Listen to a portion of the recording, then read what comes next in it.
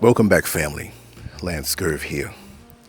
Just enjoying a peaceful Sunday in my yard under the sun this afternoon.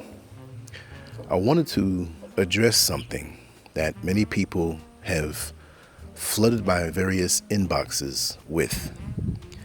And it's concerning a video on one of Tariq Nasheed's YouTube pages. I don't know how many he has, about a woman that he interviewed that lives in Ghana, and she had many unfavorable things to say about Ghana. And people who know me, and people who know me online, who know that I live here, they said, listen, is all of this stuff true? Why are you there if this is so bad? And I didn't get a chance to respond to everybody because I got a couple of hundred responses from this. So it told me I need to address it. And what I want to address are the questions that you have for me, and I will answer them in a subsequent video within this week. First of all, I'm going to say some things now, but I'm going to give you a way to contact me. You can contact me at lance@lancescurv.com. lance@lancescurv.com. I'm going to put it in the description there, which already should be there, but get the correct spelling right so it can go through. And write as long as you want. I'll read it verbatim and I'll answer back in a video or maybe even a live, right? But what I want to say is that there is an agenda. There is an agenda to keep many from abroad, America, the UK, from actually coming to some of the various countries in the motherland. Now, I will say that every country here is not where you want to go. Each country has its own political climate. It has its own way of living. But basically, coming from America, it will feel similar no matter where you land. But there will be some countries here, out of the 54 countries in the motherland, that I would say, listen, there's some stuff going on over there. You don't want to go. But I was really not shocked because, again, foundational Black Americans, which if you split hairs by their definition of what that is, you can say that I'm one. But I never identified with any particular group of Black people that way because I know that can be used to divide us. At the end of the day, if we're not unified as melanated people on the planet, then the enemy is winning. Culturally, there will be differences, right? I've experienced pretty much everything here, and I will say the most issues I've had and aggressions I've had and backstabbing that I've had is from people from America. But if you live your life and you get wise after a while, no matter where you are, nobody's going to take you off. Yes, when you come here from America, you are viewed as someone who has a lot of money. Social media has helped to fan those flames. There is poverty here. There is a difference in what you get paid for with jobs. With many people here, they will embrace you and treat you very nice, and there are some who won't look at you the same. It all depends on the person and how they live and how they view the world. I'm very adaptable to wherever I go. People who know me understand that.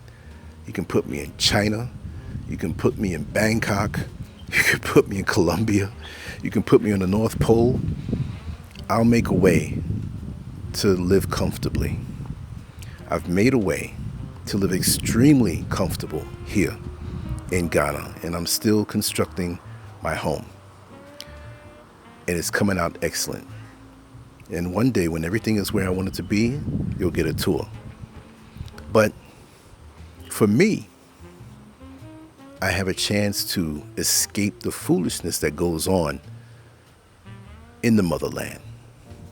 There are a lot of things there, but I do love America. But I don't like the toxic atmosphere that it has. I don't like the ever-increasing stresses and monetary pressures that it has. So here for me, this is what I choose. But I will say also, there is propaganda online to push the narrative that you don't need to come here. But what you do need is to know everything before you come here, right? And for many, see, my situation is different. At the time of this recording, I'm 62 and a half years old, okay? I'm retired. And when you're retired properly, you receive an income for all of your life's work, okay? So I'm set that way. I'm not rich, right? I'm on a limited income, but I can work it here more so than in America. Also, my kids are grown and they're still in America. I would not suggest to anyone to bring young kids out here unless you have the finances to put them in private school, and it's only but so much you will learn out here interacting with different races is the same way you would in America or the UK. You have a broader scope coming up in the States, of course. I had all of that. I understand. I can get along with different people. I will not make it if I was younger to bring my children here and isolate them to just one culture. I'm not putting the culture here down. I'm just saying, for me, I'm not 20 years old anymore. I'm not 30 years old anymore, 40 years old, 50 years old. I'm not that anymore. I pretty much have everything that I'm going to get as far as dealing with different races and cultures here. I'm on the phone with my brothers and sisters from back in the States every day. I'm still there, but my body is here. I view myself as a global citizen, not just an American. When I think of it that way, I can see far and wide above the stresses that America brings, right? One thing I will say, and I always say it, and I can't leave this video without saying it, there's a push to keep black people separate globally. There's a push to keep us apart from Africans, no matter what the country is, because of the resources that are here. If you look at other races of people who have not treated us as well in the world, if you know what I mean, they are here, buying property, setting up businesses, putting themselves in position to gain from the resources that are here as they do business with those who are here. But they don't want you to know that. You can make leaps and strides here if you know to play it right, have discipline, and are willing to sacrifice and learn the different rhythm. For me, there are amenities that are not readily available here as they are in the States. But if you do have your water coming up free from the ground, when you get your borehole, when you get your well, spring fresh, and you supply your electricity with solar power, you don't have to worry about the power outages that occasionally happen. See, for everything that they bring up and say is bad about this place, we can counteract that with something else, but it should not be about that. Can you live life better if you know how to live life? See, there are a lot of people, I have to say, in the States that don't know how to live. They're caught up in the amenities, they're caught up in this comfort, and you can have that here if you play it right, if you do what you do right. But don't come here without an income. Don't come here thinking you're going to get a job. If for some reason you're a scientist or whatever, and you could find something, whatever, but there's harsh realities when making that step. And many have gone back with their tail between their legs, and they have nothing but bad things to say because of their failure. I'm not saying I'm somebody's success story, but do I look stressed to you? I've been here permanently since September of 2020. Right now it's November of 2025, and we're going into 2026. And yes, I had to deal with antagonistic entities, but again, they weren't from Ghana. And we're doing well. and we're taking our time. I'm not a rich man. But if you know how you want to live, if you want to be closer to nature, you have to secure yourself. Yeah. But there's certain things you just don't have to worry about. But I will say this again. Memorandum 46. Google it and read it. An intercepted governmental document that wasn't meant for the public to see, drawing up the plans on how they're supposed to keep Black Americans, or if you want to say foundational Black Americans, from Africans, and seeing some type of unity and developing infrastructure and business where we both can benefit from each other. But as you see, social media, the algorithms, they will push people who push separatism from Black Americans and native-born Africans, melanated globally. We have a common enemy. Never forget that. So while we roll around on the dirt and on the ground arguing about our differences, there's somebody else out there capitalizing off of them. And you will run into ignorant individuals in America on how they feel about Africa. And you will run into ignorant people that are in Africa who feel a certain way about Americans. You can't let those examples that are amplified on social media make you forget the full vision, the full thing. If you're a guy and you dated a girl and you fell in love with her and she broke your heart, you're not going to date women at all after that? If you were with a man and you're a woman and he broke your heart and left you and brought you an STD or left you with babies, all men are bad? But think before you leap. Make careful decisions. Look what you have in your pocket. Look at what the journey will bring you. And when you make the leap, don't expect to not work hard. You will be working hard, focusing hard, place yourself right. But YouTube, social media is about mind control, and their algorithms don't want to see anything positive about the unity of melanated people across the globe. And so with that tribal mentality, not just here, but in America, they push not getting along with folks from the Caribbean. Look, after Hurricane Melissa and the few incidents that happened where you had a woman in a hotel complaining about the food, it became a big movement now to fan the flames of separatism. They will do that. There's certain things they will not allow on social media, and I think there's a few raindrops coming down, although I don't see any clouds. That's strange. Wait a second. Yeah, blowing from somewhere. But anything that they can do, and I'm jerking because these flies trying to get in my ear, but anything that they can do to keep us separate, they will do. And we'll see one little video, and they'll take one little interview and amplify it. And you look at the airports on all the different people that are coming here and investing and working along and making money. And there are certain facts that were true in that particular video. I'm not going to say it was all wrong, but it was all about, I can give you a different take and how I deal with it. It's not what you have in front of you, but it's what or how you deal with it. Just because this one boxer beat down this other boxer doesn't mean this one boxer who won is going to beat everybody. They thought George Foreman was a monster. And when Muhammad Ali fought him before the fight, they said, man, Muhammad Ali, you can't beat this man. This man is he's too devastating. But Muhammad Ali had a plan, and he made it look easy. Well, I compare myself to Muhammad Ali in this particular situation. And I don't think many people who are with the anti-Africa or anti-Ghana mentality would want to talk to me, but I'm fair.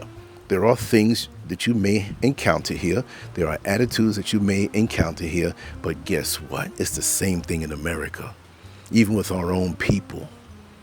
It seems like many of us in America were unified when we have an enemy from somewhere else or somebody that we perceive to be an enemy from another country, but you won't take that same energy and do a damn thing to the people who are oppressing you right in your face. What's up with that? That's something I don't understand, because I speak when I see something.